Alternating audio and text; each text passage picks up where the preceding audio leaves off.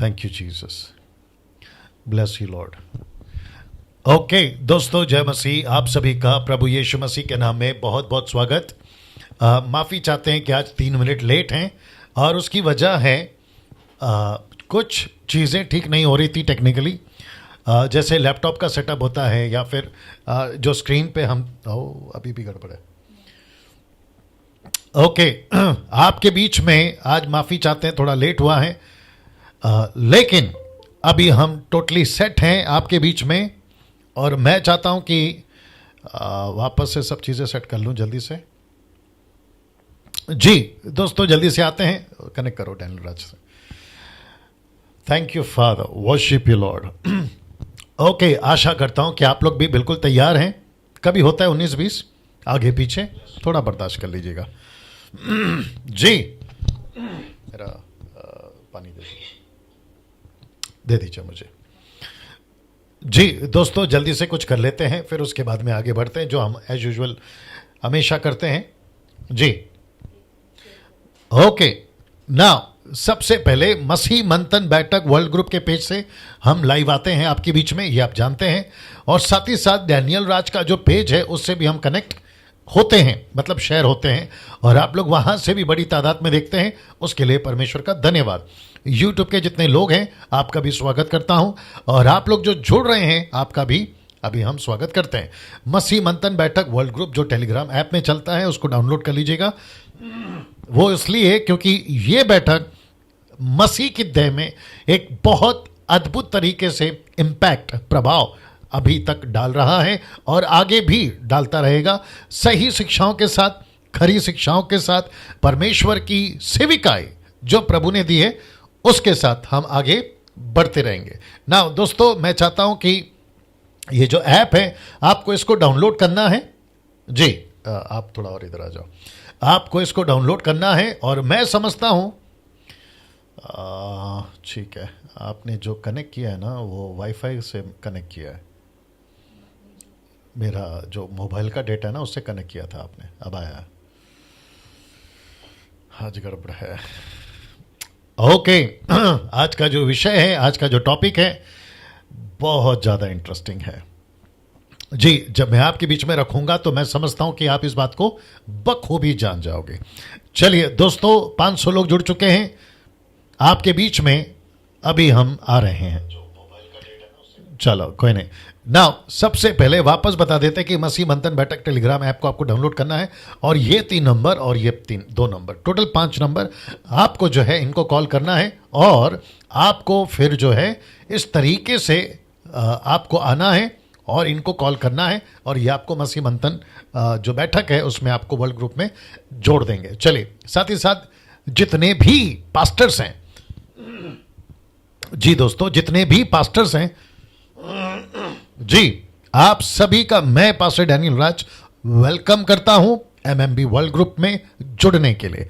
तो आप सभी जितने पास्टर्स अभी देख रहे हैं, या आप तक ये जब मैसेज जाता है, आप जिस किसी भी डिनोमिनेशन से या जिस किसी भी ग्रुप से, उसे कोई फर्क नहीं पड़ता, बशर्ते आप जो है कल्ट ग्रुप जैसे कि माता यरूशलेम, ओनली जीसस, जहोवा विटनेस, सर्वशक्तिमान परमेश्वर कोरिया का ग्रुप, और साथ ही साथ इल्यूमिनाटीज, ऐसी जितनी भी कल्ट ग्रुप्स हैं उन सभी को हम वेलकम नहीं करते हैं। और साथ ही साथ बिब्लिकल स्क्रिप्चर यानी कि साउंड डॉक्ट्रिन अगर आपका है, आपको जो है छोटी सी ब्रीफिंग होगी 10 पॉइंट्स की, उसके मुताबिक आपको लिया जाएगा। विशेष करके हम स्वागत करना चाहेंगे महिलाएं यानी कि स्त्रियां, और साथ ही साथ जो शादीशुदा हैं या फिर आप शादी नहीं किए हैं लेकिन आप सेविकाई करना चाहती हैं, आपका इस ग्रुप में स्वागत है।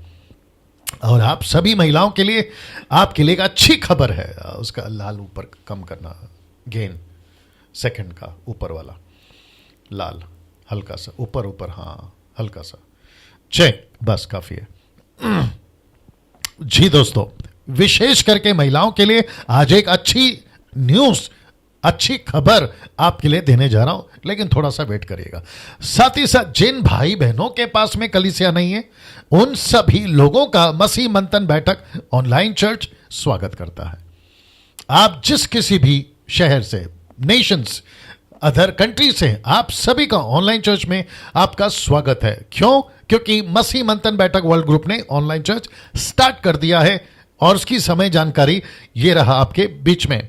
पंजाबी का समय सुबह 8 से 9 बजे तक, तेलुगु का सुबह 9 से 10 बजे तक, मराठी 11 से 12 बजे तक, बंगाली दोपहर के 12 से 1 बजे तक, तमिल चर्च 3 से 4 बजे तक, उसके बाद में इंग्लिश 4 से लेकर 5 बजे तक, कन्नड़ा 6 से 7 बजे तक, नेपाली जो कि अब इस संडे से स्टार्ट होगा, सिर्फ आधे घंटे का चर्च होगा वो ऑनलाइन, और वह है 7:30 से 8 बजे तक, जिसको मैं चलाऊंगा। और एक बहन है सिस्टर निर्जला, वो ट्रांसलेशन करेंगी हिंदी टू नेपाली। साथ ही साथ एक और न्यूज़ आपको दे देता हूं कि जब हम 8 बजे चर्च स्टार्ट करेंगे, यानी कि मैं 8 से 9 जो 1 घंटे का चर्च होता है जिसमें वर्शिप करेंगे, नागपुर से ब्रदर विक्टर बेंजामिन वहां से स्टार्ट करेंगे। लेकिन साथ ही साथ अभी से, यानी कि जो ये संडे आ रहा है, हम वहां पर जो है आप सभी को बता दें कि उस चर्च में, यानी कि जो चर्च स्टार्ट होगा मेरा हिंदी चर्च, उसमें इंग्लिश ट्रांसलेशन होगा। मैं हिंदी में बात करूंगा और उसका इंटरप्रेट इंग्लिश में होगा, ठीक है ना। और सिस्टर समीक्षा जो पंजाब से हैं वो उसको ट्रांसलेशन करेंगी, और वहां से जो है आपको 2 लैंग्वेज में 8 से 9 बजे तक हिंदी इंग्लिश दोनों मिलेगा। तो जितने भी अदर कंट्रीज के लोग हैं, आप सभी के लिए भी अच्छी खबर है कि अब डैनियल राज जो आता है 8 बजे 8 से 9, वो इंग्लिश और हिंदी में होगा, ठीक है ना। चलिए ना, महिलाओं के लिए एक अच्छी खबर है। अच्छी खबर क्या है कि हर शनिवार, याद रखिए, हर शनिवार सुबह 10 से शाम 7 बजे तक प्रचार के लिए आपको मौका मिलेगा कि आप प्रचार कर सकें सुबह 10 से शाम 7 बजे तक। और याद रखिए, हर शनिवार, every week, not every day, every week, आप सभी महिलाओं को, जितने भी मसीह मंथन की महिलाएं, मतलब वो ग्रुप की हैं, आपको संपर्क करना है। जो मसीह मंथन वर्ल्ड ग्रुप की एडमिन है नीता सोलोमन को संपर्क करें, ये उनका नंबर है। और ये वो बहन है जो गुजरात में है, अभी सूरत में है वो, और वहां से वो आपको जो है महिलाओं को सब कुछ लीड करेंगी कि किसका कैसा टाइम टेबल है और कैसे आपको प्रचार करना है। तो वापस कहते हैं कि महिलाओं के लिए एक अच्छी खबर है कि हर शनिवार सुबह 10 से शाम 7 बजे तक आपको प्रचार का मौका मसीह मंथन देगा। और नीता जी को आपको कॉल करना है, और वो इस वक्त में, इसको देख लो क्या हो गया, वो इस वक्त में वो सुन रही हैं। तो साथ ही साथ आप लोग जानते हैं कि नीता सोलोमन जो है वो क्या कहते हैं, एडमिन है वर्ल्ड ग्रुप की, ठीक है ना, मसीह मंथन वर्ल्ड ग्रुप की। चलिए ना, साथ ही साथ यहां सब ठीक दिख रहा है जी। तो उसमें क्या प्रॉब्लम है देख लो जी, ये कुछ सेकंड रखना, उसकी स्क्रीनशॉट ले लीजिएगा क्योंकि आपको नंबर देखना है जी। अच्छा, देख लो।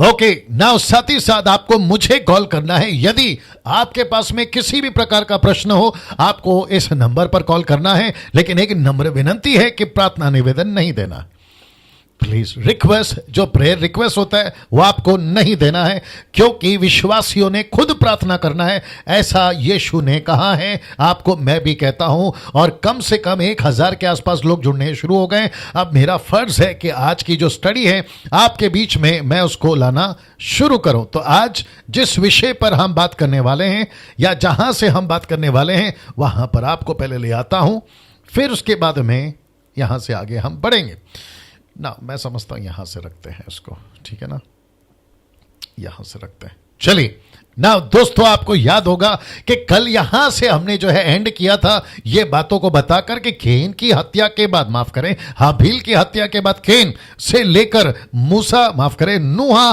के जहाज तक टोटल 1600 साल का गैप है, 1600 ईयर्स का गैप है। और इस गैप में 2 लाइनें चलती थी, एक था गॉडली लाइन और दूसरा था अनगॉडली लाइन, और जिसको आज भी कंटिन्यू करूंगा, और लेकिन टोटल अलग तरीके से। और आज आपको बता दूं कि टोटल ये जो चौथा चैप्टर है ये आज फिनिश होगा, और कल हम बात करेंगे 5वें चैप्टर से।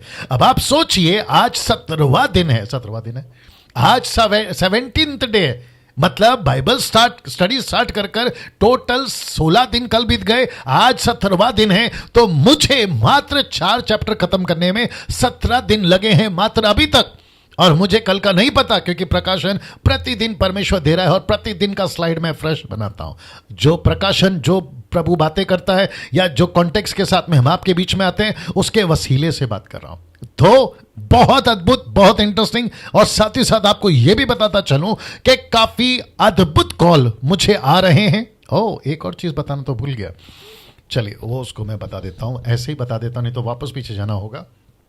आपका दशमांश आप अपने पास रखिए जब तक मसीह मंथन पूरी तरह से आपको देने के लिए जो है आपको अलाउ नहीं करता, क्योंकि सब कुछ हम सेटल करना चाहते हैं, जो फ्रेमवर्क होता है, और पैसा कहाँ जाएगा, कैसे यूज होगा, कैसे उसको हम जो है कितने लोग उसके ऊपर काम करेंगे, ये सारी चीजें ऑफिशियली कानूनी तौर पर जब तक, जिसको कहते हैं रजिस्ट्री के तौर पर, जब तक नहीं कर लेते, आपका पैसा जो है आपके पास रखे। एक दूसरा, अगर आपको लगता है कि कोई गरीब है उसकी मदद करना चाहते हैं। तीसरा, आपको लगता है कोई सेवक है और वो बेचारा तकलीफ में है, उसकी मदद करिए। अगर आपके पास में ऐसा पैसा है और आपको नहीं पता कहां देना है, हमको पूछिए। आप डायरेक्ट मुझे कॉल कर सकते हैं, जो नंबर दिया है 9982 पे। और साथ ही साथ आखिरी जो है वह है कोई मसीह परिवार जो बेचारा तकलीफ में है, राशन नहीं है, बच्चों का स्कूल का प्रॉब्लम है, या फिर फीस का प्रॉब्लम है, या लोन का प्रॉब्लम है, और आप जानते हैं, अगर नहीं जानते तो हमसे पूछिए, हम आपको बताएंगे, क्योंकि काफी लोग हैं जो लॉकडाउन के दरमियान में काफी समस्याओं में, तो इन सब की भी मदद आप कर सकते हैं अगर आपको परमेश्वर लीड कर रहा है तब। जी दोस्तों, ना वापस आते हैं इसके ऊपर। तो इसका मतलब है कि केन से लेकर नूह तक आपको पता है 1600 साल बीत गए, और यहां पे दो लाइनें चली, एक है गॉडली लाइन, दूसरी है अनगॉडली लाइन। नाउ अब यहां से आगे बढ़ते हैं, ये वचन को कुछ सेकंड के लिए रख रहा हूं, पढ़ लीजिए जी, इसको पढ़ लीजिए। वाह!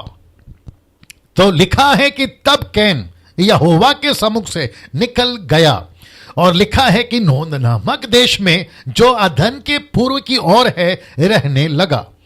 तो इसका मतलब है दोस्तों, आपके दिमाग में रखिएगा कि अब यहां पे कैन नहीं है अपने माता पिता के साथ, यह भाग चुका है।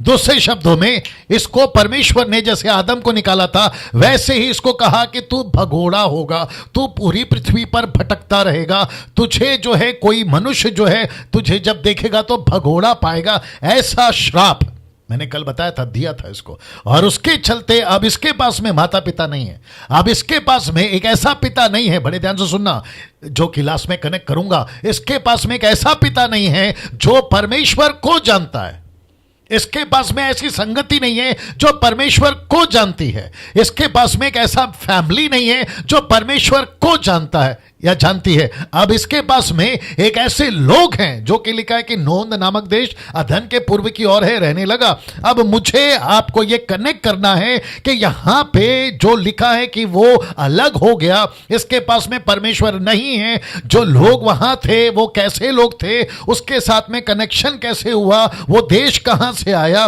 केन की पत्नी कहां से आई, और वो नगर कैसे तैयार हो गया, ये सब चीजें आपके बीच में आज बात करेंगे।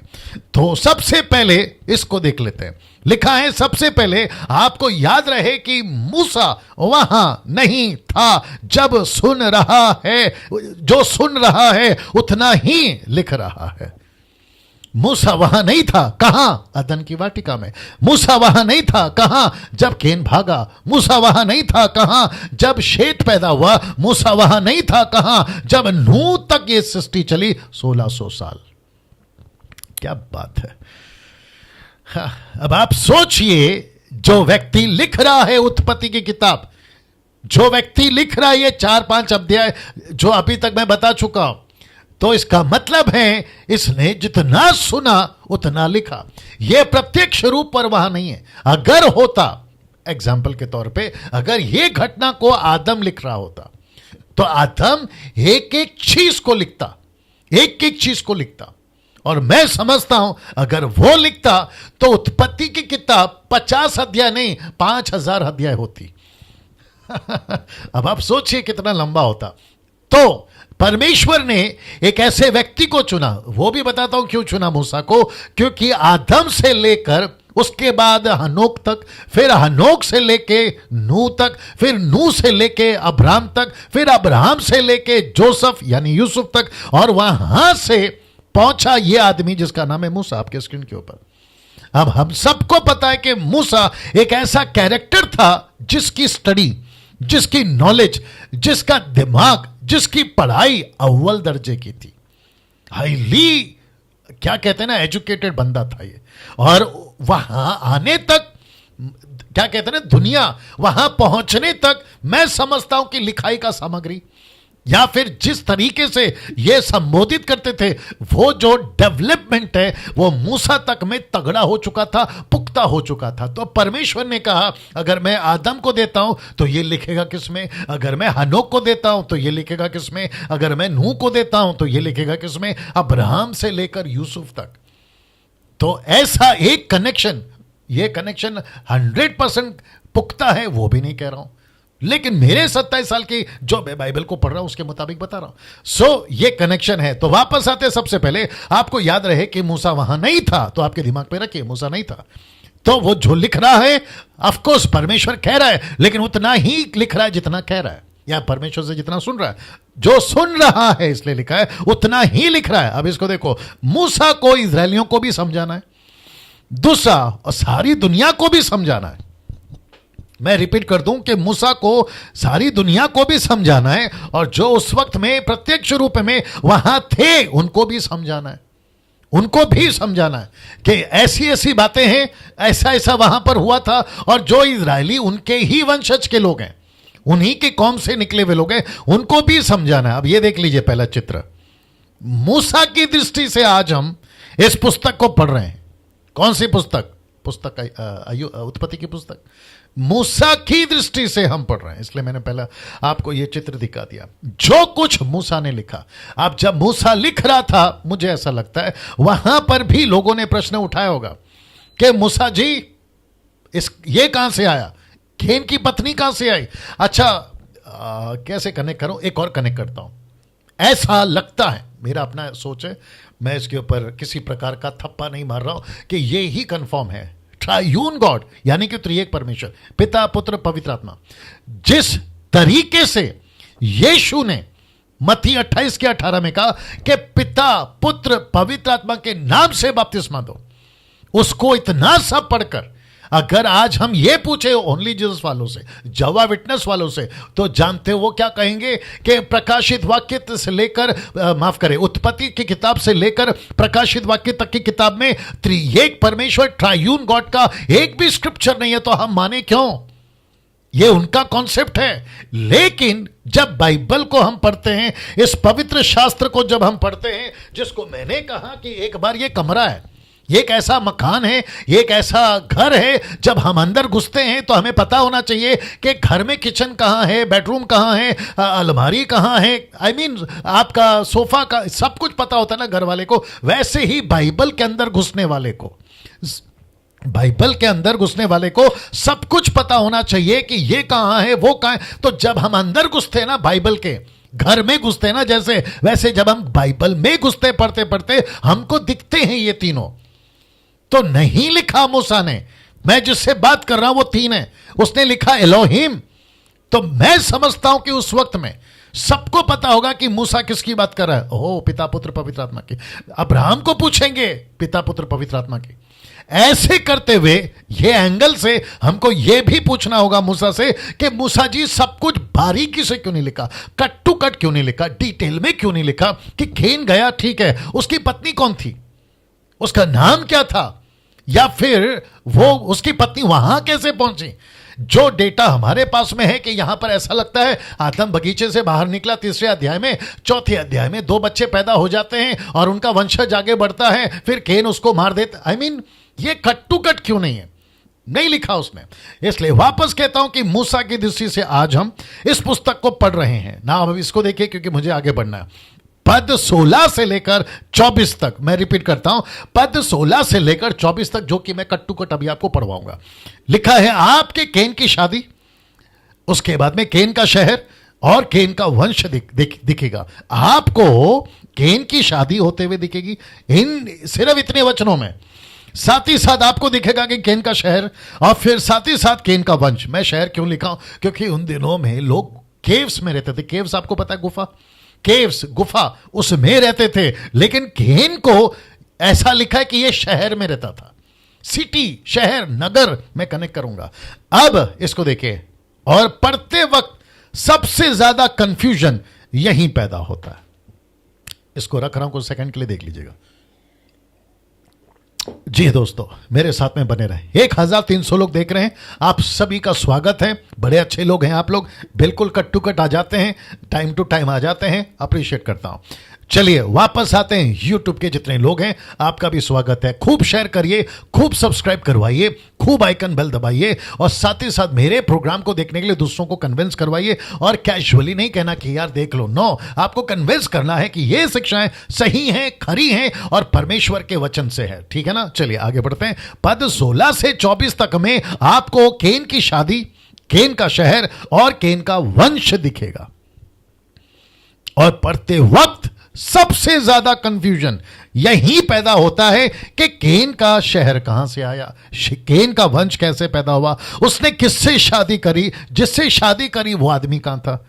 जी, ये सारी चीजें अब पद 17 से आपको 24 तक पढ़वाते हैं। लिखा है कि जब केन अपनी पत्नी के पास गया, सी दिस, सबसे ज्यादा मैं समझता हूं पूरे बाइबल के अंदर जितना प्रश्न नहीं पूछा गया, सबसे ज्यादा प्रश्न पूछा गया कि केन की पत्नी कहां से आई। इसके ऊपर तरह तरह के लोगों ने बातें करी है, अपने अपने तरीके से जवाब दिए हैं प्रभु के दासों ने। मैं उसके खिलाफ नहीं हूं, मैं गलत नहीं कह रहा हूं, उनका अपना है, वो देख रहे हैं, और परमेश्वर उनको आशीष दे। और आप लोग कन्विंस होते हैं, नो प्रॉब्लम।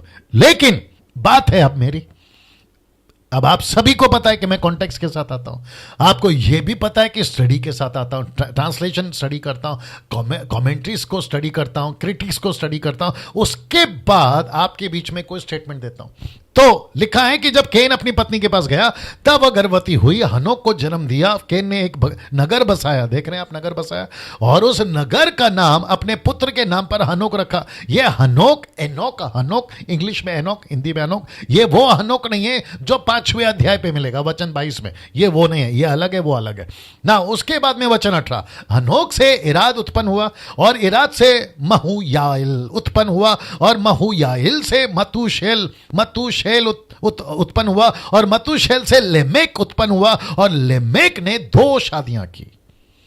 लेमेक ने 2 शादियां की। अगर आपको पता चल गया कि जब कभी भी मैं किसी फॉन्ट को, माफ करें, किसी लाइन को अलग कलर देता हूं तो वहां से कुछ सीखेंगे, तो बाद में बताऊंगा। लिखा है जिनमें से एक का नाम आदा और दूसरी का नाम सिल्ला।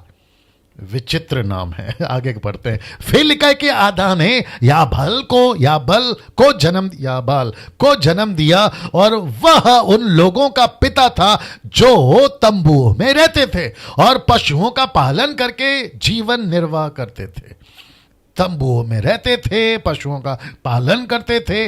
अब इसको लिखते वक्त में मूसा जब लिख रहा है तो इजरायली कह रहे थे, अच्छा तंबू का कॉन्सेप्ट इन्होंने लाया, अच्छा जानवरों का कॉन्सेप्ट इन्होंने लाया। तो ऐसे करके वो संबोधित कर रहा है, पढ़ते वक्त में आपको दिमाग में रखना जरूरी है ना। इसको देखिए, उसके भाई का नाम युबाल था, वह उन ओके, ये हो गया। उसके भाई का नाम युबाल था, वह उन लोगों का पिता था जो वीणा बांसुरी बजाते थे। म्यूजिक यहां से आया साहब, म्यूजिक यहां से आया। जितने म्यूजिशियंस हैं बड़े ध्यान से सुनिएगा। म्यूजिक का ऑथर, इसका फाउंडर आप सभी जानते हैं, मिस्टर लूसीफर है। और उसके बाद मूसा कहता है कि वीणा, बांसुरी, ये सब जो लाए वो किसकी लाइन है? केन की लाइन है। बस इशारा दे रहा हूं, आगे आप समझदार हैं, क्योंकि कहते हैं कि समझदार को इशारा काफी है, आगे आप समझदार हैं। और लिखा है वचन 22 में, सिल्ला भी तो तुबल केन नामक एक पुत्र को जन्म दिया। और देखो यहां पे केन 2 हैं, यहां पे तुबल केन, यानी कि माफ करें, हनोक 2 हैं, केन 2 हैं। बाइबल के अंदर डबल नाम वाले बहुत हैं, जॉन के तो, पीटर के तो आप सभी जानते हैं ना। वह पीतल और लोहे के सब घर वाले हथियारों का गढ़ने वाला हुआ। तुबल केन की बहन नमा थी। ये सारी चीजें आपको बता रहा हूं क्योंकि यहां से इन सब का, पीतल का, लोहे का, ये सारी चीजें निकले। वचन 23, लेमेक, बड़े ध्यान से सुनना, लेमेक ने अपनी पत्नियों से कहा, हे आदा और हे सिल्ला मेरी सुनो, हे लेमेक की पत्नियों मेरी बात पर कान लगाओ। क्यों? लिखता है कि मैंने एक पुरुष को जो मुझे चोट लगाता था, अर्थात एक जवान को जो मुझे घायल करता था, घात किया है, मर्डर किया है। बाप रे, मैं इसका भी कनेक्शन दूंगा आपको, लेकिन फिलहाल थोड़ा सा बता देता हूं। मुझे ऐसा लगता है कि जब मैं स्टडी कर रहा था ना आज, तो मुझे यह पता चला कि उन दिनों के अंदर ये झगड़े का कनेक्शन पत्नियों से था। ये झगड़े का कनेक्शन उनकी पत्नियों से था। आप देख लीजिए ना, वो कहते हैं कि हे लेमेक की पत्नियों सुनो। वो क्या कहते हैं ना, पर्टिकुलरली मेंशन कर रहा है, विशेष करके मेंशन कर रहा है कि मेरी पत्नियों सुनो, एक आदमी, एक पुरुष को मैंने मार दिया जो मुझे तकलीफ देता था, मुझे चोट लगाता था, मतलब मुझे तकलीफ देता था। एक जवान को मैंने मर्डर कर दिया। अब जैसे उसने मर्डर किया, ये देखते हैं ये आदमी क्या बोल रहा है वचन 24 में, जब केन का बदला 7 गुना लिया जाएगा तो लेमेक का 70 गुना लिया जाएगा। मैं आपको बताऊंगा कि ये क्या बोलना चाहता है जब मैं लास्ट में आऊंगा। इन सब का जितने भी कलर मैंने चेंज किए ना, इन सब का कनेक्शन मैं लास्ट में करूंगा, मेरे साथ में बने रहेगा। अब बात करते हैं आदम की। आप तैयार हो जाओ। तो मैंने क्या कहा था कि लड़का हनोक जो, माफ करें, लड़का केन जो है वो बाप से भाग गया। एक ऐसे बाप से जो परमेश्वर को जानता था, एक ऐसे बाप से जो सच्चा परमेश्वर की शिक्षा दे सकता था, केन वहां से भाग गया। जैसे ही भागा उसने शादी की। इसका टाइम पीरियड कितने साल लगे, ये भागने में कितने समय लगे, जब मूसा कह रहा है तो इसका टाइम पीरियड क्या है, ये सारी चीजों को आपके बीच में रखना हूं। अब बात करते हैं आदम की। 130 साल के बाद शेत हुआ। आदम की उम्र 130 साल के बाद शेत हुआ, इसलिए लिखा 5वां अध्याय वचन 3 में, जब आदम 130 वर्ष का हुआ।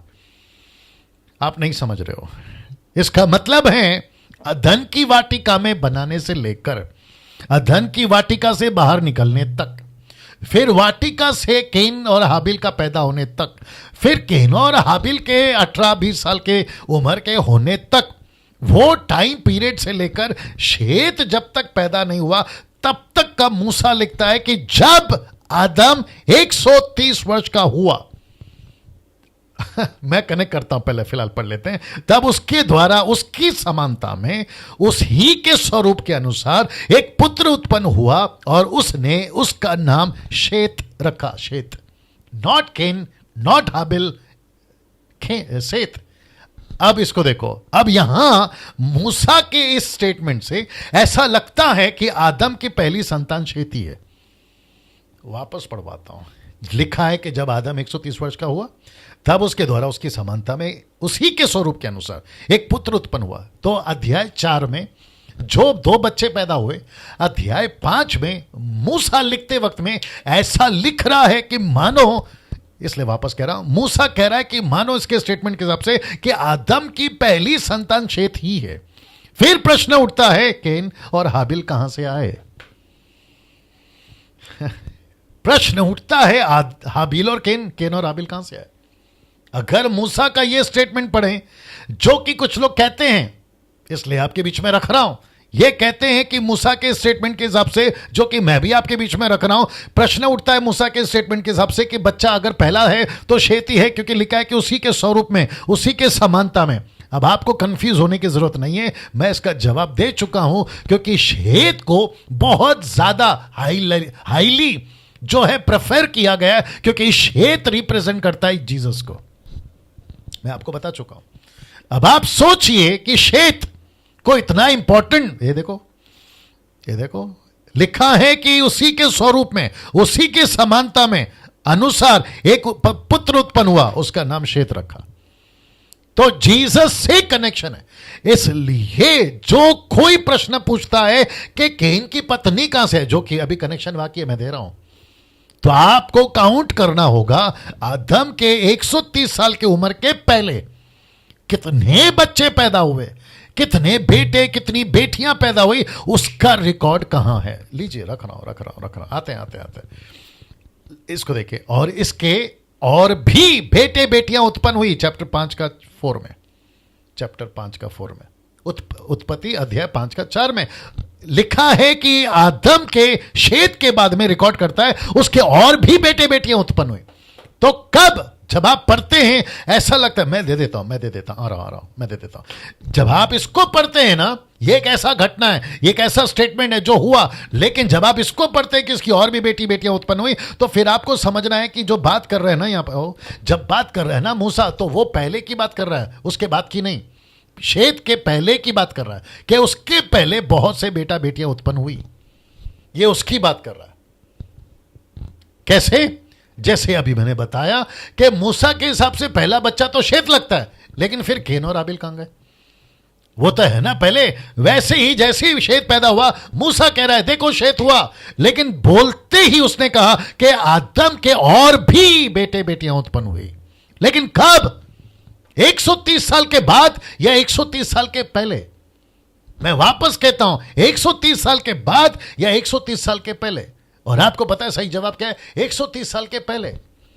मैं आपको कल भी बता चुका हूं कि वो देश कहां है जहां पे उसको पकड़कर मार देंगे। परमेश्वर कहता है जो भी केन को देखेगा, अगर मारेगा तो उसको बदला लिया जाएगा। ये लोग कहां से आए? वही तो बात है ना। और मैं तो बिल्कुल बता चुका हूं कि पहला पुरुष आदम है, उसके बाद ही सारे वंशज हैं। उसके पहले ना तो कोई नगर है, ना तो कोई शहर है। दो वाटिका नहीं है, दो आदम जात नहीं है, दो हवा जात नहीं है। एक ही वाटिका, एक ही आदम और एक ही हवा है। एक ही बच्चे, एक ही माता पिता के द्वारा सब बच्चे। ये आपको समझ। इन बेटे बेटियों का रिकॉर्ड कहां है? वही तो पूछ रहा हूं, इन बेटे बेटियों का रिकॉर्ड कहां है? इसलिए कहे थे ना आपसे, ओके, इसलिए बोला था ना आपको कि बाइबल के अंदर कट टू कट आपको चीजें नहीं मिलेगी, कट टू कट आपको चीजें नहीं मिलेगी। 1400 लोग देख रहे हैं, आप सभी का स्वागत करता हूं। दूसरा प्रश्न लिखा है केन और हाबिल के बड़े होने से लेकर, वापस आता हूं, लिखा है केन और हाबिल के बड़े होने से लेकर आदम और हव्वा क्या कर रहे थे? क्या और बच्चे पैदा नहीं हुए? Question mark. अगर हुए थे तो उन बच्चों का रिकॉर्ड कहां है? मैं पूछ रहा हूं आप लोगों से, कहां है? मूसा ने तो नहीं लिखा। तो इसका मतलब है कि जब हाबिल पैदा हुआ, माफ करें, जब केन पैदा हुआ, हाबिल पैदा हुआ, तो क्या 18 साल तक पति पत्नी आदम और हव्वा के और बच्चे नहीं हुए? कहां लिखा है? ये देखो यहां लिखा है। यही तो बताया था आपसे कि उसके और भी बेटियां उत्पन्न हुए। तो इसका मतलब है कि केन ने, अब आ रहा हूं, इसको देखो, फिर केन की पत्नी कहां से आई? यही तो पोस्ट डाले थे यही तो पोस्ट डाला था आज। अब आपको समझना है कि केन की पत्नी कहां से थी। अब विचित्र प्राणी लोग जो फेसबुक और यूट्यूब पे घुसे रहते हैं, उनके मन में एक प्रश्न उठ रहा होगा अभी।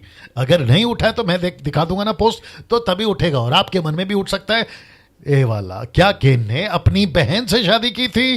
Question mark. रख रहा हूं इसको कुछ सेकंड के लिए। इसको रख रहा हूं कुछ सेकंड के लिए। तो यह प्रश्न उठता है, क्या केन ने अपनी बहन से शादी की थी? जानना चाहोगे जवाब क्या है? इसका जवाब है जी हां। अरे बाप रे। अब आप बोलोगे डैनियल भाई ये कैसे? मैं कल बताऊंगा। 3 युग थे बाइबल, 3 युग अभी भी हैं, 3 थे हैं, कॉन्सेप्ट लेके चलिए। सबसे पहला युग उसको कहते हैं कॉन्शियस पीरियड। दूसरा पीरियड या युग वो है लॉ पीरियड। तीसरा पीरियड या युग वो है अनुग्रह, ग्रेस पीरियड। एक है conscious period, law period, grace period. एक है विवेक युग, दूसरा है व्यवस्था युग, और तीसरा है अनुग्रह का युग, और चौथा बाकी है और वो है न्याय का युग। तो जब कॉन्शियस पीरियड था ना, तो जिसके कॉन्शियस में, कॉन्शियस समझते होंगे, मेरा ज़मीर मुझे इजाजत नहीं देता, ऐसी वाली कॉन्सेप्ट, मेरा ज़मीर मुझे इजाजत देता है, ऐसी वाली कॉन्सेप्ट। तो विवेक ज़मीर इजाजत देता है तो करते हैं, नहीं देता है तो नहीं करते हैं। अब आप कहोगे डैनियल भाई वो कैसे? तो व्यवस्था कब आई? व्यवस्था में मतलब ये कानून है, हत्या नहीं करना, चोरी नहीं करना, लालच नहीं करना, माता पिता का आदर करना, ये जो व्यवस्था है ना, ये कब आई? मूसा के टाइम। लेकिन मूसा के पहले 1600 साल का युग बीत रहा है। तो यहां पे कानून नहीं था परमेश्वर का, यहां उत्पत्ति की किताब नहीं लिखी गई थी, यहां मूसा, माफ करें, यीशु का पहाड़ी उपदेश नहीं था, यहां किसी प्रकार का कोई टीचिंग नहीं होता था, यहां पे पास्टर नहीं होते थे, यहां पे चर्च की मंडली नहीं होती थी। तो फिर शादी किससे करेंगे? ऑब्वियस है। और आपने भी अपनी बहन से शादी किया है। जो सवाल पूछते हैं ना, ये तो मेरी पत्नी है लेकिन मेरे माँ बाप की नहीं है। मैं भी तो कह रहा हूं कि तेरे माँ बाप कहां से पैदा हुए, आपके माँ बाप कहां से पैदा हुए, उसके माँ बाप से, फिर उसके माँ बाप कहां से पैदा हुआ, उसके माँ बाप से। तो ऐसे करते करते तुम कहां पहुंचोगे? सीधे पहले आदम और हव्वा, जिसको कहते हैं आदि माता। बताया था कि नहीं बताया था? ये पृथ्वी की आदि माता है, जितने बच्चे पैदा हुए ये इसी औरत से पैदा हुए, यही तो लिखा है। लेकिन जब कानून बना, व्यवस्था आई, तो फिर वहां पर कुछ डिसिप्लिन आया, क्योंकि पॉपुलेशन बढ़ गया था, पॉपुलेशन बढ़ गया था। इसको हजम करो साहब, इसको हजम करो। ये आपको समझना बहुत ज़रूरी है। ये परमेश्वर का सिस्टम है, कुछ नहीं कर सकते। उस वक्त का कानून यही था, उस टाइम पे ये चलता था, कॉन्शियस पीरियड था। फिर उसके बाद में व्यवस्था का युग आया, तो वहाँ पर कानून बने। उसके बाद में, इसलिए तो पौलुस कहता है ना कि जब तक व्यवस्था नहीं आई, पाप पाप है मैं जानता ही नहीं था, गलत गलत है मैं जानता ही नहीं था, यही तो बोलता है ना पौलुस। और वापस कहता हूँ, 3 तलाक जब तब तक जायज था जब तक कि सांसद में उसका बिल नहीं बना। लेकिन जैसे ही सांसद में बिल पास हो गया कि 3 तलाक गुनाह है, बैंड हो गया, नहीं कर सकते वे। आपको पता है, कैसे बताऊं, आपको पता है कि अभी मास्क है यहाँ पे, मास्क पहनना, मेरा मास्क है यहाँ पे जी, मिल गया? नहीं मिला, मिल गया। ये देखिए मास्क, मैं तो खैर अभी नहीं पहन सकता हूं, खाली लगा के बताता हूं। ये जो मास्क है ना, ये जब 5-6 महीना पहले या 7 या महीना, मार्च कभी स्टार्ट हुआ? मार्च के पहले, मार्च, अप्रैल, जैन, फेब, मार्च, फरवरी। मैं फरवरी में बाहर था, फेब में बाहर था, जैन, फेब, मार्च, फेब में बाहर था मैं। और मुझे कोई दिक्कत नहीं हुई क्योंकि मैं इसको नहीं पहनता था। फरवरी की बात कर रहा हूं, इसी साल के। लेकिन जैसे ही मार्च आया, मार्च के बाद में अप्रैल, अप्रैल के बाद में मई, जून, अब तो ऐसी नौबत हो गई है, अगर आपने इसको बाहर नहीं पहना, अब आपके ऊपर कम से कम 200 से 2000 रुपए का जुर्माना, या फिर 1 साल की जेल, 1 साल 2 साल की जेल। Can you believe this? ये क्यों हुआ? क्योंकि कानून बन गया, कानून बन गया। एक वक्त था, एक वक्त था, मतलब एक वक्त तो होता है जहां पे 20, 30, 40 लोग नुक्कड़ पे खड़े होकर आराम से चाय पी सकते, बात कर सकते हैं। लेकिन जैसे ही धारा 144, 144 जैसे ही लग जाता है, पुलिस बोल देती है एक आदमी के सिवा 2 आदमी खड़े होकर बताएं। आपको पता है फिर क्या होगा? वो बंदा सीधा जेल में। कानून आता है ना फिर। वैसे ही क्या केन अपनी बहन से शादी किया? यस। ऐसा क्यों पास्टर डैनियल? उस वक्त में यही तो था, उस वक्त में कानून नहीं था। अब अगर आप मुझे पूछोगे ये तो गलत है, तो फिर मैं पूछूंगा तुमने किससे शादी किया? तुमने भी तो अपनी बहन से शादी किया ना। पास्टर डैनियल, मैंने मेरी बहन से शादी कैसे किया? तो फिर मैं पूछूंगा कि तेरी पत्नी के माता पिता कौन है? आदम हव्वा। लड़के के माता पिता कौन है? आदम और हव्वा। तो उसके बच्चे कौन हुए? Come on. आ रही है ना बात समझ में? तो लेकिन अभी क्योंकि पॉपुलेशन बढ़ गया है तो कानून आ गया, उसके चलते फिर आप जो है ये डिसिप्लिन को क्या कहते हैं ना, फॉलो करते हैं। ठीक है ना? मेरी गवाही याद आ रही है लेकिन नहीं बताऊंगा, फिर कभी बताऊंगा। 1500 लोग देख रहे हैं, आप सभी का स्वागत है। अब यहां से आपको जवाब देना शुरू करता हूं। तो सबसे पहले ये चित्र देख लीजिए। यहां पे मूसा है, यहां पे केन हाबिल है, और ये रहे वो माता पिता जिसको कहते हैं आदम और हव्वा। ठीक बगल में एप्पल भी दिख रहा है, उसके ऊपर फोकस मत करिए। वापस आते हैं, एक है मूसा, दूसरा है आदम, माफ करें केन और आबेल, और ये रहे उनके माता पिता, जो कि छोटा सा फोटो आपको सिर्फ समझाने के लिए, आपको सिर्फ समझाने के लिए।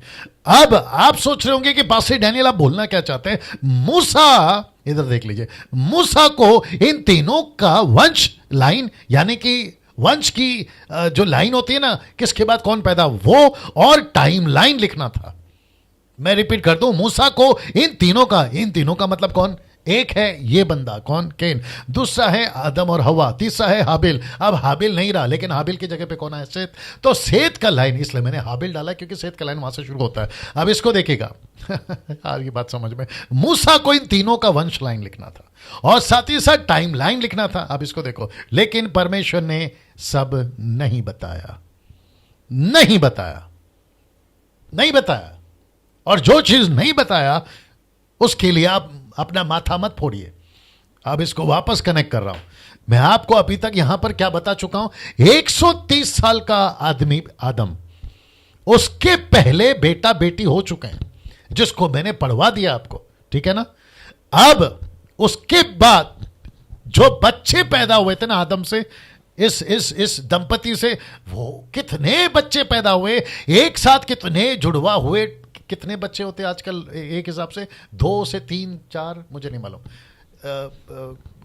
5 बच्चे तक भी हुए हैं शायद, मैं अगर गलत नहीं हूं, मुझे नहीं मालूम, ठीक है ना। आप सोच के देखिए उन दिनों में क्या क्या हुआ, क्या घटनाएं घटी, हम नहीं जानते, नहीं जानते।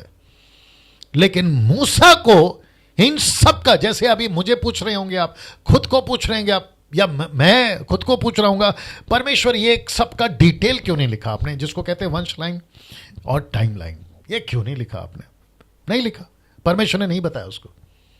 जैसे, अब सुनो मजा आएगा आपको, जैसे यीशु मसीह 12 साल की उम्र से लेकर 30 साल तक की उम्र में, यानी कि 18 साल का गैप है, यीशु कहां थे? नहीं लिखा है जी, नहीं लिखा है। मत्ती, मरकुस, लूका, योना, मत्ती में 28 है, मरकुस में 16, लूका में 24, योना में 21 में नहीं लिखा है, कहीं पे भी नहीं लिखा है। 20 साल से लेकर 30 साल तक ही, यानी कि 18 साल तक यीशु कहां थे? सिर्फ इतना लिखा है कि वो बढ़ई का बेटा है, एंगल कनेक्शन। फिर लिखा है कि वो नासरत में पला बड़ा, कनेक्शन। ऐसे करके लूका 4 अध्याय वचन 21, 22, 23 अगर आप पढ़ोगे तो वहां पर मिलेगा, ठीक है ना। यार ये तो बढ़ई का बेटा है, ऐसा बोलते थे। लेकिन यीशु ने 18 साल क्या किया? Cut to cut. कौन सा स्कूल गया, क्या करते थे, कौन सा प्लेग्राउंड में खेलते थे, उनके दोस्तों का नाम क्या था बचपन में, नहीं लिखा सर। वैसे ही आदम से, केन से, सब लोग ठीक है, तुम लोग ओके, ये सारी चीजें नहीं लिखा है। अब यहां 2 लाइन फिर से दिखती है, कहां से? अब यहां से, बड़े ध्यान से देखना, एक लाइन केन के वंश की और दूसरी लाइन हाबेल के वंश की। मैं आपको बताता हूं क्यों, क्योंकि लाइन मैंने शुरू की थी गॉडली लाइन और अनगॉडली लाइन, तो यहां पे फिर से वो लाइन शुरू होती है, क्योंकि मैंने जहां जहां येलो येलो किया था ना, मैं उसको बताना शुरू कर रहा हूं। आइए देखते क्या लिखा है। एक लाइन परमेश्वर को नहीं जानती और दूसरी लाइन परमेश्वर को जानती है, क्योंकि केन भाग गया, मैंने बताया आपको, केन भाग गया। केन भाग गया मतलब है भगोड़ा हो गया ना, तो वो तो परमेश्वर को नहीं जानता, माफ करें, परमेश्वर से दूर हो गया, और उसके वंश जो है वो नहीं जानते, इसलिए लिखा है केन के वंश, नहीं जानते। केन के वंश का डिटेल नहीं है, लेकिन केन के वंश की लाइन परमेश्वर को नहीं जानती, ये बता रहा हूं। अब इसको देखिए, केन के वंश की लाइन शुरू कर रहा हूं, अब आएगा, निकाल के रखो कोई वचन जब मैं बोलूंगा। उत्पत्ति का किताब, क्योंकि फिर मेरे को वापस पीछे जाना पड़ेगा, जो कि मैं नहीं जाना चाहता हूं, आपको स्क्रिप्ट इसी के ऊपर। उत्पत्ति किताब निकाल के रखो, 4 अध्याय। लिखा है केन पाप का दास था। ये तो आपको मैंने कल ही बता दिया कि केन जो है वो पाप का दास बन गया था, पाप का दास बन गया था, मतलब नौकर बन गया था, गुलाम बन गया था, ये तो आप जानते हैं। अब क्योंकि केन अगर पाप का दास है, तो फिर लिखा है पद 17, 4 का 17 पढ़ो, या मुझे दे दो, मैं पढ़ता हूं। पद 4, उसको वाइट करके दे सकते जी।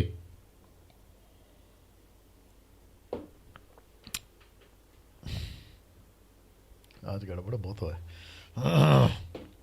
ओके दोस्तों, पद 17 पढ़ रहा हूं आपके लिए, क्योंकि केन ने अपनी एक दुनिया बना ली। कहां लिखा है पद 17 में?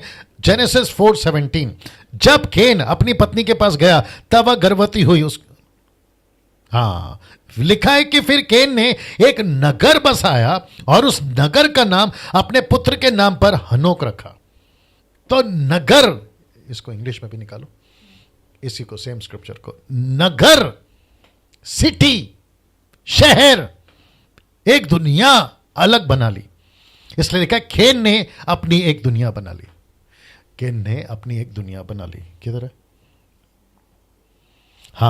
लिखा है and he builded a city. He builded a city, उसने सिटी बनाई। मैं वही बता रहा, KJV version, King James version, KJV version में पढ़ रहा हूं, ठीक है ना। ना दोस्तों, वापस आते, केन बाप का दास था, केन ने अपनी एक दुनिया बना ली। तो इसका मतलब है, बाप रे, इसको भी कनेक्शन दे देता हूं, क्योंकि मैंने कल बताया था कि परमेश्वर बात कर रहा है और आज भी बात कर रहा है, ठीक है ना। आपको पता है, लूका निकालो, लूका की किताब, सॉरी मत्ती की किताब, उसका 4 अध्याय वचन 12 पढ़ो, 11 पढ़ो शायद। Matthew 4 chapter 4 verse 11। जी, मेरे साथ में बने रहे। तब शैतान उसके पास से चला गया। नहीं, 9 पढ़ो। उससे कहा, यदि तू गिरकर मुझे प्रणाम करे। जी। उससे कहा, यदि तू गिरकर मुझे प्रणाम करे तो मैं यह सब कुछ तुझे दे दूंगा। क्यों? अरे तुमको पढ़ना है आगे। तब यीशु ने उससे कहा, उसके पहले वो लिखा है ना कि सब कुछ मुझे दिया गया है, वो कहाँ है? जी, वो कहाँ लिखा है? जी, वही है ना। इधर आओ, इधर आओ। ओके, आप सभी जानते हैं कि लूसीफर ने यीशु से कहा कि मुझे प्रणाम कर, वर्शिप मी, और ये सारी चीजें मैं तुझे दे दूंगा। वापस पढ़ो। उससे कहा, यदि तू गिरकर मुझे प्रणाम करे तो मैं यह सब कुछ तुझे दे दूंगा। नहीं, ये सब मुझे दिया गया, वो कहाँ लिखा है? ये सब मुझे दिया गया है। ओके, आई थिंक लूका में भी आप लोग देख सकते हैं, अगर नीता जी आपको मिल गया तो डाल दीजिए, ऊपर से देख लो, ये सब मुझे दिया गया है। ओके, तब तक आप लोग निकाल के रखिएगा। वापस आते हैं, खेन ने एक दुनिया बना ली। आप जानना चाहते हैं इसका कनेक्शन क्या है? जो लूसीफर की पूजा करेगा, जो लूसीफर की वर्शिप करेगा, इल्यूमिनाटीज मिला आपको, लूका में देख लो, जो लूसीफर की वर्शिप करेगा, लूसीफर उसको सब देगा। आदम रहता कहाँ था? आदम के वंशज रहते कहाँ थे? ये लोग कहाँ पे जाते थे? तंबू बनाकर रहते थे। मैंने अभी पढ़वा दिया आपको, क्योंकि इजरायलियों को पता चला अच्छा अच्छा तंबू वाले थे ये लोग। लेकिन केन कहाँ रहता है? सिटी, नगर। अब आप सोच के देखिए, लूसीफर ने इनको क्या क्या दिया। यही आज भी चल रहा है। लूसीफर क्या कहता है पता है? If you worship me I will give you everything. यही तो बात है आज भी। एक रात में आप हीरो बन जाते हैं, एक रात में आपका गाना हिट हो जाता है, संसारिक बात कर रहा हूं, एक रात में आपकी पिक्चर हिट हो जाती है, एक रात में आपका एल्बम हिट हो जाता है। ये क्या चक्कर है? ये क्या चक्कर है? आप सभी माइकल जैक्सन के बारे में जानते होंगे। माइकल जैक्सन ने क्या कहा पता है? मैं कई सालों तक जिंदा रहूंगा, 100 साल 90 साल, ऐसा उसको स्टेटमेंट है, लेकिन बहुत जल्दी मर गया हो। क्योंकि वह मुझे सौंपा गया है और जिसे चाहता हूं उसे। वही तो चाहिए। कौन सा है वो? लूका 4:6। Luke the book of Luke chapter 4 verse 6, वहां पे लिखा है कि ये सब कुछ मुझे दिया गया है। आप लोग डाल दीजिएगा, देख लीजिएगा ना। मैं वापस आता हूं आपके बीच में। केन पाप का दास है। केन ने अपनी दुनिया बना ली। इसका मतलब है कि उसको नगर बना लिया। कैसे बना लिया? डेटा नहीं है, नहीं है रिकॉर्ड। वो नगर को उसने बिल्ड कैसे किया? नहीं है रिकॉर्ड। जैसे उत्पत्ति के 11वें अध्याय में एक बाबेल का टावर, बेबीलोन टावर बनाया, ऐसा कौन सा स्टील, कौन सा रॉड, कौन सा केमिकल, कौन सा सीमेंट, कौन सा ब्रिक्स, कौन सा रेती उसने यूज किया पता नहीं उन लोगों ने, लेकिन लिखा है कि जमीन से आकाश तक इतनी ऊंची इमारत बना दी। क्या लॉजिक था पता नहीं। ये सब क्या है? नहीं है रिकॉर्ड। लेकिन केन ने एक दुनिया बना ली। अब इसको देखो, आपको पढ़ना है आगे, ठीक है ना? वचन 19 दे दो मेरे को। लिखा है केन के वंश में 2 शादियां हुई थी। मैं आपको अभी बता चुका, वचन 19 में नहीं चाहिए, आगे बताऊंगा मैं। 2 शादियां, इसका मतलब क्या है? मैं आपको बताता हूं। इसका मतलब है कि शादी एक ही हो और एक से ही हो। लेकिन ये लोग कितनी शादी कर रहे? 2। किससे भागे हैं? परमेश्वर से। किससे दूर हैं? परमेश्वर से। किसके नजदीक हैं? शैतान के। शैतान क्या दे रहा है? नगर, शहर। शैतान क्या दे रहा है? Wrong teaching. एक शादी नहीं, 2 शादी करो। अब आप सोचिए, ये तो एक झलक मिली, इसलिए मैं आपको बता पा रहा हूं कि ऐसी ऐसी घटनाएं घटी जो मूसा के दृष्टिकोण से मैं आपको समझा पा रहा हूं। इसका मतलब है कि बाइबल के अंदर जो नियम अभी आपको और मुझे पता है, उत्पत्ति के गार्डन, माफ करें, वाटिका में भी परमेश्वर ने यही कहा था, पति पत्नी एक हैं। ऐसा नहीं लिखा 3 है। अब आप सोचिए, और इसी को यीशु मसीह ने भी कहा है मत्ती के 19वें अध्याय में, अगर मैं गलत नहीं हूं, जब शास्त्री फरीसी ने पूछा क्या हर कारण से अपनी पत्नी को तलाक देना उचित है, तब यीशु ने कहा कि क्या तुम नहीं पढ़ते कि जिसने उनको बनाया, उसने नर नारी करके उनको कहा कि तुम एक हो, नहीं कहा कि तुम 3 हो, पति पत्नी और वो, ऐसा नहीं कहा। आगे आप समझदार हैं। तो यहां 2 शादियां हो रही हैं वचन 19 में। तो इसका मतलब है कि इनकी टीचिंग देखो किस तरह की। अब इसको देखो, खेन के अपने नियम थे। कैसे? वचन 24, खेन के अपने नियम थे। मैं आपको कनेक्ट कर रहा हूं, 24 दीजिए मुझे। वचन क्या करते हैं, जाते हैं पीछे, क्या करें, क्योंकि आपको दिखाना भी तो है ना। 24 आगे आगे आगे आगे। ये देखो, जब केन का बदला 7 गुना लिया जाएगा तो लेमेक का 70 गुना लिया जाएगा। ये 70 गुना का कनेक्शन तुमने कैसे लगाया? लेमेक लेमेक बाबू, आपने ये 70 गुना का कनेक्शन कैसे लगाया? इसका मतलब है कि ये अपने तरीके से कानून बनाते थे, और साथ में इनका कानून क्या था पता है? कत्ल करो। कत्ल का मतलब है मारो। अगर कोई तुम्हें मार रहा है तो तुम उसको मारो। और ये मारने का कॉन्सेप्ट कहां से लाया? केन के द्वारा। आप सभी जानते हैं उसके अंदर किसने पैदा किया? पाप ने। पाप ने क्यों पैदा किया? क्योंकि केन पाप का दास है। See that connection. बाप रे। अब आपको एक वचन पढ़वाता हूं, आता हूं वहां पे, फिर वापस लेकर आता हूं, फिर बात करते हैं, ठीक है ना? आई होप कि आप लोग सारी बातों को समझ पा रहे होंगे। कहां गया? ये रहा। तो यहां पे केन के अपने नियम थे। मैं जिसको चाहूं मारूं, मैं जिसका चाहूं कत्ल करूं। अगर केन का साथ है तो मुझे जो मारेगा 70 गुना बदला लेगा। ऊपर से परमेश्वर बोलता है कि बेटा ये तो केन के लिए था, तेरे लिए कहां से आ गया? तो ऐसे होते हैं जो खुद के नियम बनाते हैं, और इसी को कहते हैं कि जिसके पास परमेश्वर नहीं होता वो अपने खुद के नियम बनाता है। और ऐसे ही आज भी चल रहा है दोस्तों। परमेश्वर लिखा कुछ, ये लोग बोलते कुछ। परमेश्वर कहता कुछ, पढ़ाते कुछ। इसलिए यीशु ने क्या कहा मत्ती 5:19 में? उसने कहा कि इन छोटी सी छोटी बातों में अगर कोई तोड़ मरोड़ कर, खींच तान कर, उल्टा सीधा कर सिखाएगा, वो स्वर्ग के राज्य में छोटा कहलाएगा। क्यों वार्निंग दी? इसलिए तो दी ना कि तुम अपनी मनमानी ना करो। अब आप सोचिए, इसको देख लो। अब आप सोचिए, पहले यह बता देता हूं, यहां मनमानी चल रही है, यहां अपने तरीके से नियम बन रहे हैं, यहां पर 2-2 शादियां हो रही हैं, यहां पर नगर बस रहे हैं। पाप का दास है कौन? केन। और इनका पूरा का पूरा कंट्रोल कौन चला रहा है? शैतान। अब यहां परमेश्वर नहीं है। अब आप सोचिए, इसलिए लिखा है, अब आप सोचिए, जितने लोग हैं आप लोग तैयार हो जाइए। बहुत गजब की लाइन बोलने जा रहा हूं। कम से कम 1,500 लोग अभी ऑनलाइन मुझे देख रहे हैं। अब आप सोचिए, ये नास्तिक वाले कहां से आए? अब आप सोचिए, साइंटिस्ट कहां से आए? अब आप सोचिए, मूर्ति पूजक वाले कहां से आए? अब आप सोचिए, नेचर की पूजा करने वाले कहां से आए? और साथ ही साथ सुपरस्टिशियस वाले कहां से आए? इसकी स्क्रीनशॉट ले लो, इसकी स्क्रीनशॉट ले लो। वापस कहता हूं, ये सब कहां से आए? क्योंकि यहां पे चल रही थी मनमानी। तो एक लाइन है केन की, वंश की, दूसरी लाइन है हाबेल और उसके वंश की, जो कि मैं कनेक्ट करूंगा, और जिसके चलते यहां एक लाइन में परमेश्वर नहीं है, लेकिन दूसरी लाइन में परमेश्वर है। एक लाइन में शैतान है तो दूसरी लाइन में शैतान नहीं है। तो जहां शैतान है वहां के नियम बन रहे हैं, जहां परमेश्वर है वहां परमेश्वर के नियम बन रहे हैं। Can you believe this? और आज भी ऐसा ही कॉन्सेप्ट है। एक है अंधकार की संतान, दूसरा है ज्योति की संतान। एक है संसारिक लोग और दूसरा है कलीसिया के लोग। इसलिए मैंने कहा था कलीसिया बहुत पावरफुल है। अब आप सोचिए, ये नास्तिक वाले कहां से है? अब आप सोचिए, ये यहीं से तो पैदा हुए हैं। नास्तिक का मतलब पता है ना? कोई गॉड नहीं है। देयर इज नो गॉड, ऐसा कहते हैं। और भजन संहिता लिखने वाला कहता है कि मूर्ख ही है जो कहता है कि कोई गॉड नहीं है। तो इनकी कैटेगरी किसमें? मूर्खों में। इनकी कैटेगरी मूर्खों में। दूसरा, साइंटिस्ट कहां से आ गए? आज किसी का फोन आया था, बड़े ध्यान से सुनिएगा। आज किसी का फोन आया था, खैर नाम नहीं बताऊंगा, शहर नहीं बताऊंगा। यह बात अलग है कि मुझे नाम और शहर याद भी नहीं है।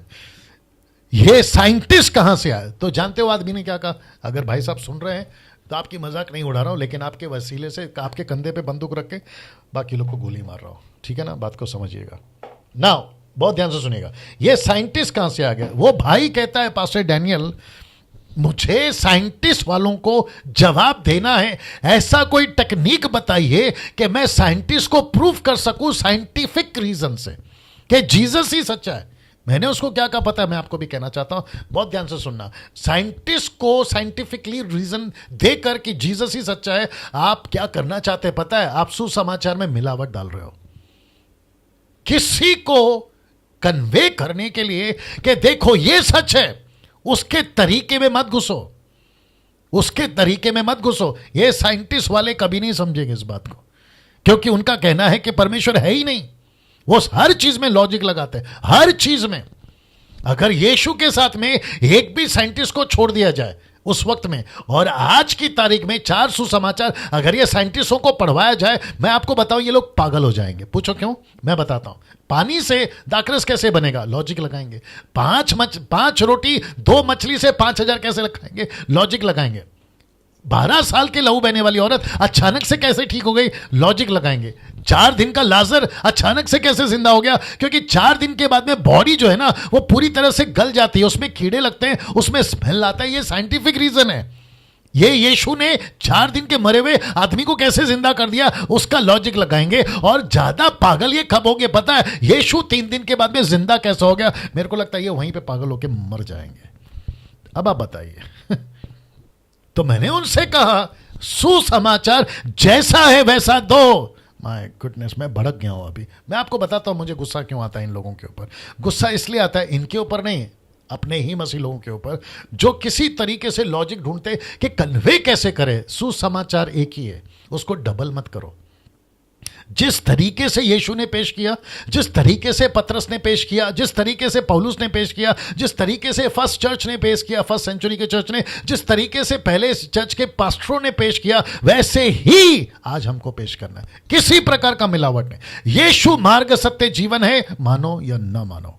यीशु को स्वीकार करोगे तो जीवन है, नहीं तो गई भैंस पानी में, मानो या ना मानो। That's it. अब उसके ऊपर किसी प्रकार का साइंटिस्ट के द्वारा प्रूफ हुआ है, मैं चिढ़ गया हूं। साइंटिस्ट के द्वारा प्रूफ हुआ है कि बाइबल सच्ची है, मतलब तुमको बाइबल सच्ची है यह बताने के लिए साइंटिस्ट चाहिए? नहीं, मैं पूछ रहा हूं आप लोगों से। कहते हैं कि प्रूफ हुआ है कि नूह का जहाज का लकड़ी मिला है, अवशेष मिला है, तब जाकर ये साइंटिस्ट वालों ने प्रूफ किया है कि नूह के जहाज के लकड़ी मिले, कुछ अवशेष मिले। दाऊद और गोलियत की जो लड़ाई हुई थी उसमें गोलियत के सर का ये ढांचा हड्डी मिला है, तो क्या वहां से प्रूफ होगा? बाइबल पहले से बोल बैठी है कि नूह का जहाज था तो था, गोलियत को गोलियत दाऊद ने मारा तो मारा था, यीशु जी उठा तो जी उठा है। उसमें किसी प्रकार का मिलावट मत करो रे भाई, मिलावट मत करो। See that. और मैं वापस कहता हूं कि यहां से यह नाटकबाजी शुरू हुआ था। अब ये ग्रुप के लोग अलग हैं, जो शेत का लाइन है वो अलग है, जो हबील से कनेक्टेड है। मैं कनेक्ट कर रहा हूं अभी। तो अब आप सोचिए नास्तिक कहां से आ गए, साइंटिस्ट कहां से आ गए, ये मूर्ति पूजक वाले। एक रात में शैतान भगवान पैदा कर सकते, मैं बता चुका हूं। 4 रास्ते में एक पत्थर लाके रखो, खत्म। 2 दिन के बाद तो वहां पे मंदिर बनना पक्का है। अब आप सोचिए ये कहां से आ गए। फिर नेचर की पूजा, कोई सूरज को पूज रहा है, कोई चांद को पूज रहा है, कोई पत्तों को पेड़ को पूज रहा है, कोई लकड़ी को पूज रहा है। हद हो गई यार। कोई इंसानों को पूज रहा है। ये बाबा टाइप के लोग आ गए। फिर क्या कहते हैं ना, बाबाओं को पूजा करना, पंडितों की पूजा करना। यहां तक कि मसीहत में भी कुछ बाबा टाइप के लोग आ गए। बोले बाबा जी आए, पैर पकड़ो, पैर छुओ, पैर छुओ। मसीहत की बात कर रहा हूं, पापा बाबा पप्पा। हद हो गई यार। ये कॉन्सेप्ट आया कहां से? और ये सुपरस्टिशियस वालों ने तो बेड़ा गर्क किया हुआ है। मैं जानता हूं कि 9 बज गए, बर्दाश्त करिए थोड़ा सा। जी दोस्तों, 1600 लोग देख रहे हैं मुझे अभी। ये सुपरस्टिशियस, खाली बिल्ली रास्ता काटेगी तो आपका काम नहीं होगा। पहला प्रश्न है कि बिल्ली को बनाया किसने? उसने। उसको काला कलर दिया किसने? उसने। तेरे जीवन में काला काम है वो तेरे को नहीं दिखता है, तेरे को काली बिल्ली दिखती है। फिर कहते हैं काला कलर गलत है। ऊपर से परमेश्वर ने इंसान को काले बाल दिए हैं। अगर काला कलर गलत होता तो सर पे गोल्डन बाल उगते, काले नहीं। अब आप सोच के देखिए क्या क्या चलता है। सुपरस्टिशियस वाले बोलते हैं कि बाथरूम इधर होता, वास्तुशास्त्र वाले बाथरूम इधर रखो, बेडरूम इधर रखो, ऐसा उधर रखो, वैसा उधर रखो। एक साइंटिस्ट वाले के साथ में आपको पता है बहुत फेमस हुआ था, एक आर्गुमेंट हुआ था, बहुत चला था वो। आप जानते नहीं जानते, मैं आपको अभी याद आ रहा बता देता हूं। एक साइंटिस्ट का झगड़ा हो गया विश्वासी के साथ में। विश्वासी ने कहा कि तू सब कुछ नहीं कर सकता है। साइंटिस्ट कहता है हम सब कुछ कर सकते हैं। बोला वो कैसे? परमेश्वर ने पहला क्या बनाया, मतलब इंसान के क्षेत्र में। बोला परमेश्वर ने इंसान को बनाया, क्या साइंटिस्ट बना सकता है? साइंटिस्ट कहता है जैसे परमेश्वर ने इंसान को बनाया हम भी बनाकर बताएंगे। जैसी उसने मट्टी उठाई, परमेश्वर के दास ने बोला रुक जा, पहला मट्टी बना, बाद में इंसान बना। तू मट्टी नहीं बना सकता तो इंसान क्या बनाएगा? हद हो गई यार। तो वापस कहता हूं, नास्तिक, साइंटिस्ट, मूर्ति पूजक, नेचर की पूजा और सुपरस्टिशियस वाले, ये सब कहां से आ गए? ये सब इसकी लाइन की उपज है, इसकी लाइन की उपज है। वाह, सी दैट। ये इसकी लाइन की उपज है। जितने एडमिन्स हैं आप लोग ध्यान रखें कमेंट बॉक्स को। जी, ये साइंटिस्ट, ये सारे लोग हैं ना, ये सब इनकी उपज है। तो मैं वापस कहता हूं, किसी प्रकार का कोई सहारा सुसमाचार को लेने के लिए अगर साइंटिस्ट का प्रूफ मिल जाए तो मजा आ जाए, अगर किसी का सहारा मिल जाए तो मजा आ जाए, अगर हम यीशु का प्रचार को किसी सहारे के चलते प्रचार करें तो मजा आ जाएगा। जी नहीं, आपको सुसमाचार में मिलावट नहीं करना है। एज इट इज, जैसा लिखा है, यीशु है तो है, मानो या ना मानो। अरे यार, हम तुम्हारे ऊपर मेहरबानी कर रहे हैं, पता है आपको। हम मसीह लोग हैं ना, ये संसार के ऊपर सुसमाचार के क्षेत्र में मेहरबानी कर रहे हैं, नहीं तो इनका तो बेड़ा गर्क था। मैं बात करूंगा इसके ऊपर फिर कभी। अब ये वचन देखे, न्यायों की किताब उसका 21 का 25 क्या कहता है? उन दिनों में इजरायलियों का कोई राजा ना था। अब जरा देखिए, जिसको जो ठीक सूझ पड़ता था, ठीक पड़ता था, वही वह करता था। अगर राजा नहीं है तो मनमानी चलेगी। जब यहां केन का परमेश्वर नहीं है तो मनमानी चलेगी। जब परमेश्वर इसके साथ में नहीं है तो मनमानी चलेगी। अपना तरीका, अपना नियम, और एक एक नहीं, दो दो शादियां, और जिसका मर्डर करना है मर्डर करो, जिसका कत्ल करना है कत्ल करो। इसलिए परमेश्वर का दास यहां पर लिख बैठा, कहता है कि जब राजा नहीं था तो जिसको जैसा ठीक लगा वैसा करता गया, जैसा ठीक लगा वैसा करता गया। आज थोड़ा लंबा जाएगा, बर्दाश्त करिए। फिर हाबेल के वंश की लाइन की बात करते हैं, देखते हैं फिर क्या होता है। जी, आई थिंक 3 स्लाइड्स और हैं, फिर उसके बाद समाप्त करूंगा। इसको रख रहा हूं। जी दोस्तों, मैं चाहता हूं कि बड़ी तादाद में आप लोग जो हैं इसको खूब शेयर करें, वॉच पार्टी करें। आप बड़ी तादाद में लोगों को इनवाइट करें कि डैनियल राज के मसीह मंथन के पेज पे परमेश्वर का वचन का प्रचार हो रहा है। जी दोस्तों, लिखा है, दोस्तों अजीजों, लिखा है हाबील के वंश की लाइन, वचन 25। आज 4 चैप्टर खत्म करने जा रहा। लिखा है, आदम अपनी पत्नी के पास फिर गया, ये तो मैं बता चुका हूं। उसने एक पुत्र को जन्म दिया, उसका नाम यह कहकर शेत रखा। लिखा है, परमेश्वर ने मेरे लिए हाबील के बदले जिसको केन ने मारा था एक और वंश प्रदान किया है।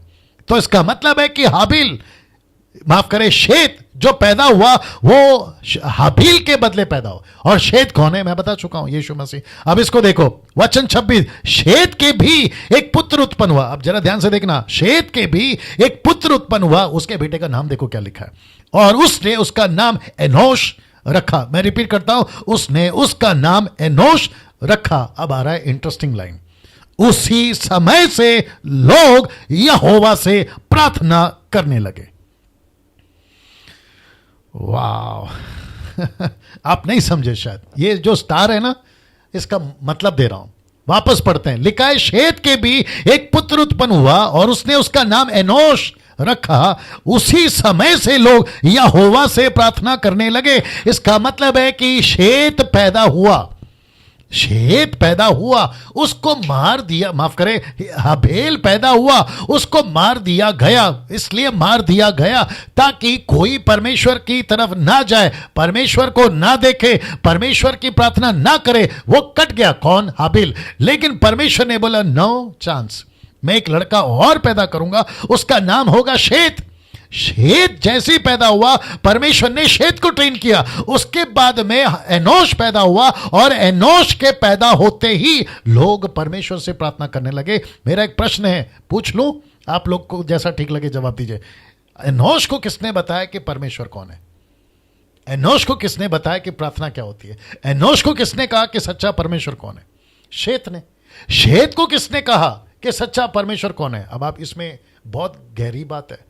जैसे परमेश्वर हनोक से बात करता था ना, मैं उत्पत्ति के 5वें अध्याय में आऊंगा, ऐसे परमेश्वर ने शेत से बात किया होगा। आदम से तो रहा बात करना आप सभी जानते हैं।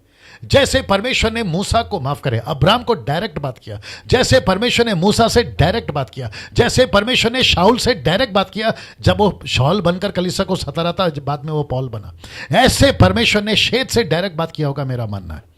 और उसने अपने बच्चे को ट्रेन किया जिसका नाम है एनोश, और वहां से शुरू होता है प्रार्थना। और जिसको मैंने लिखा कि शैतान का मकसद देखिए क्या है, मानव जाति को परमेश्वर से दूर करना। क्या बात है, ये प्लान, ये मकसद आज भी है, और आपको पता है फेसबुक पर, यूट्यूब पर डैनियल राज की वीडियो को मत देखो, ये इसका मकसद है लोगों को भड़काना।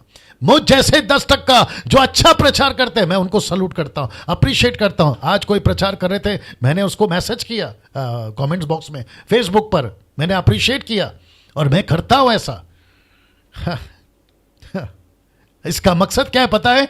जो लाइन, ये देख ली, ये लाइन है ना, शेत की लाइन है ना, एनोश की लाइन है ना, उसके बाद हनोक आता है 5वें अध्याय में, कल आएगा लड़का, कल बात करूंगा उसके बारे में। उसके बाद तो नूह तक, फिर नूह से अब्राम, फिर अब्राम से मूसा, ऐसे करते करते आज आप और हम पहुंचे। तो ये जो लाइन है ना, धार्मिकता की लाइन, ये जो गॉडली लाइन है ना, इसको शैतान हमेशा काटना चाहता है। यही तो वजह है कि वो हम जैसे 10 टक्का अच्छे प्रचारकों के पीछे पड़ा हुआ है। लेकिन हम चुप नहीं बैठेंगे, हम नहीं चुप बैठेंगे। इसलिए तो लिखा है ना कि जो हमारे अंदर है वो उससे भी लाखों गुना बड़ा है जो बाहर है। दोस्तों, आज का टीचिंग कैसा लगा मुझे प्लीज कल कॉल करके बताएं, 777। लेकिन एक विनती है, प्लीज प्रार्थना निवेदन नहीं देना, प्रार्थना निवेदन नहीं देना। तो आज हमने इसको कुछ सेकंड रख रहा हूं, देख लीजिएगा जी दोस्तों। जी आज बहुत सारी बातों का खुलासा हुआ है। केन की पत्नी कहां से है बता दिया, केन किससे शादी किया, अपनी बहन से बता दिया, कैसे वंशज फैले बता दिया। साथ ही साथ एक अद्भुत अनाउंसमेंट हुआ है महिलाओं के लिए। तो every Saturday from next Saturday, not कल, अगले सैटरडे से उसकी जो है पब्लिसिटी अभी से होती रहेगी, ठीक है ना।